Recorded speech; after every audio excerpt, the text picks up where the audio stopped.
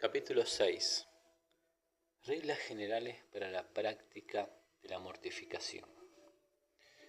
Hay algunas reglas generales y principios que son esenciales para la mortificación bíblica del pecado, sin las cuales ningún pecado será jamás mortificado. En este capítulo consideraremos la primera y más básica de estas reglas. Solamente un creyente, es decir, una persona que está verdaderamente unida con Cristo, es capaz de mortificar el pecado.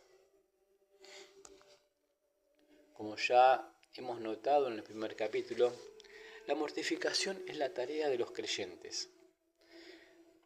Porque si vivimos conforme a la carne, moriréis, mas si por el Espíritu hacéis morir las obras de la carne, viviréis. Romanos 8:13. Una persona no regenerada, es decir, una persona que no está realmente unida con Cristo por la fe, puede hacer algo parecido a la mortificación, pero no puede realmente mortificar ni siquiera un solo pecado, de una manera aceptable a Dios. En el capítulo 3 notamos cómo muchas personas sinceramente religiosas, que actúan en base a los principios enseñados por su iglesia, tratan de mortificar su pecado, sin embargo todo es en vano.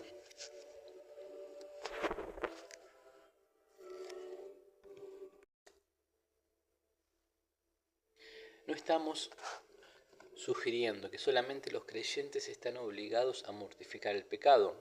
No, la mortificación es un deber igual como el arrepentimiento y la fe, que Dios exige de todos aquellos que escuchan el Evangelio. Lo que estamos afirmando es que solo los creyentes pueden hacer esto. El incrédulo también está obligado a mortificar sus pecados, pero este no es su primer deber. Su primer deber es creer el Evangelio que ha escuchado. La ayuda del Espíritu de Dios, la mortificación de pecado, no es posible. Sin la ayuda del Espíritu de Dios, la mortificación del pecado no es posible. Sería más fácil ver sin ojos o hablar sin lengua que verdaderamente mortificar el pecado sin el Espíritu Santo. Pero, ¿cómo puede una persona obtener la ayuda del Espíritu de Dios? Él es el Espíritu de Cristo y es recibido creyendo el Evangelio acerca de Cristo Jesús, no como una recompensa por guardar la ley. Todos los intentos de mortificar cualquier concupiscencia sin la fe en Cristo resultarán inútiles. Ve a Gálatas 1:3, 1-5. Cuando los judíos fueron convencidos de sus pecados en el día de Pentecostés y clamaron, ¿qué haremos? ¿Qué es lo que Pedro respondió? ¿Acaso les mandó directamente a mortificar su orgullo, su enojo, su malicia, su crueldad? No, Pedro sabía que ellos no necesitaban hacer eso. Lo que necesitaban eran ser convertidos, arrepentirse de sus pecados y creer en Cristo Jesús. Hechos 2, 38 y 39. Pedro sabía que la primera necesidad del hombre es creer en Cristo crucificado. Y si ellos hicieran esto, la verdadera humillación y mortificación vendrían después. Lo mismo era cierto durante el ministerio de Juan el Bautista. Los fariseos habían impuesto sobre el pueblo pesados deberes y métodos rígidos de mortificación, tales como los ayunos y los distintos lavamientos. Sin embargo, Juan les predicó la necesidad urgente de convertirse y arrepentirse. Vea Mateo 3:2, 8 al 10. El ministerio público de Cristo fue igual. Él decía, ¿acaso se recogen uvas de los espinos o higos de los abrojos?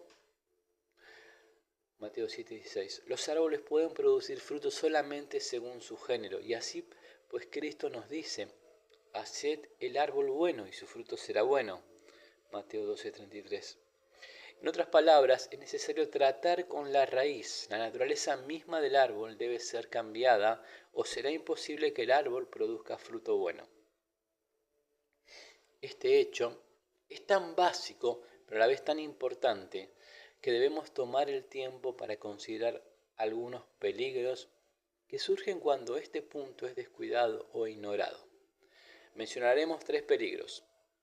Primero, el peligro de ser desviado del deber principal del hombre. Cuando este hecho básico es ignorado o descuidado, existe el peligro de que la mente y el alma del hombre se preocupen por un deber el cual no es realmente su tarea principal. El deber primario del hombre es el de arrepentirse y creer el Evangelio. Hasta que cumpla con esto, ningún otro deber puede tener importancia verdadera. Un hombre puede dedicar todos sus esfuerzos al intento de mortificar el pecado, cuando en realidad debería enfocar sus esfuerzos a obtener la fe salvadora en Cristo Jesús. Segundo, el peligro de autoengaño. El deber de la mortificación es en sí mismo algo bueno, a condición de que sea realizado por aquellos que poseen la fe salvadora en Cristo. El peligro es que una persona puede dedicarse a este deber y pensar que al hacerla resulta agradable a Dios. Por ejemplo, en vez de acudir al gran médico de las almas para ser sanado a través de su muerte en la cruz, un hombre puede ocuparse tratando de sanarse a sí mismo a través del deber de la mortificación. Y verá Efraín su enfermedad y Judá su llaga. Irá entonces Efraín a Siria y enviará al rey Jareb, mas él no os podrá sanar, ni os curará la llaga. Oseas 5:13. Debido a que el deber de la mortificación parece ser una gran evidencia de la sinceridad, una persona puede ser endurecida por él y caer en una justicia propia, creyendo que su estado espiritual es bueno. El peligro de ser desilusionado por la falta de éxito. Un incrédulo puede sinceramente trabajar en este deber y sin embargo solo estar engañándose a sí mismo.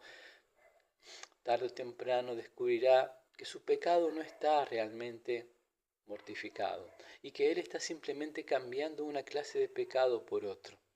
Entonces se desesperará de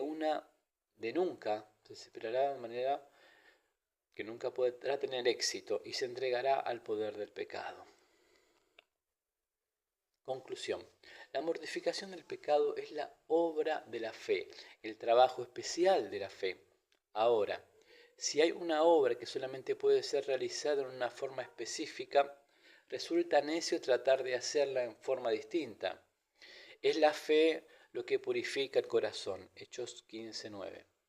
Como Pedro lo dice, habiendo purificado vuestras almas por la obediencia a la verdad mediante el Espíritu, 1 de Pedro 1:22, sin esta fe, el pecado no puede y no será mortificado. Lo que hemos escrito en este capítulo debería ser suficiente para confirmar la primera regla general de la mortificación. Asegúrese de estar unido a Cristo por la fe, porque si usted intenta mortificar cualquier pecado sin esta unión, no tendrá éxito. Nota. Una posible objeción y algunas respuestas. Hay una objeción principal a esta primera regla de la mortificación, la cual puede ser expresada en la forma de la pregunta siguiente. ¿Qué debe hacer el hombre inconverso que ha sido inconvencido de la maldad de su pecado? ¿Debería tal persona dejar de luchar contra su pecado y vivir en desilusión, dando rienda suelta a sus concupiscencias y siendo tan mala como lo era antes? Ahora, la respuesta más corta a esta objeción es en ninguna manera. Enseguida daremos 2 respuestas. Primero, considera la sabiduría, bondad y amor divino manifiestos en las distintas maneras en que Él detiene a los hombres y a las mujeres para que no sean tan malos como pudieran ser. Si no fuesen refrenados por Él, siempre cuando los inconversos son refrenados en sus pecados, esto es el fruto de la providencia, la ternura y la bondad divina, sin las cuales toda la tierra se convertiría en un infierno de pecado y confusión. Segundo, la mortificación del pecado es un deber que las personas no regeneradas son responsables de cumplir, pero no es su primer deber. Si un hombre está tapando un hoyo, en la pared de su casa, no pensará que yo soy su enemigo si vengo a decirle que deje por el momento el hoyo porque hay un incendio que amenaza con quemar toda la casa. Si un hombre tiene un dedo adolorido y también una fiebre intensa, debe tratar primero con la fiebre y luego con el dedo. Lo mismo es verdad en la esfera espiritual. No tiene caso cansarse peleando con algún pecado particular cuando el verdadero problema es una naturaleza pecaminosa que es esclavada del pecado.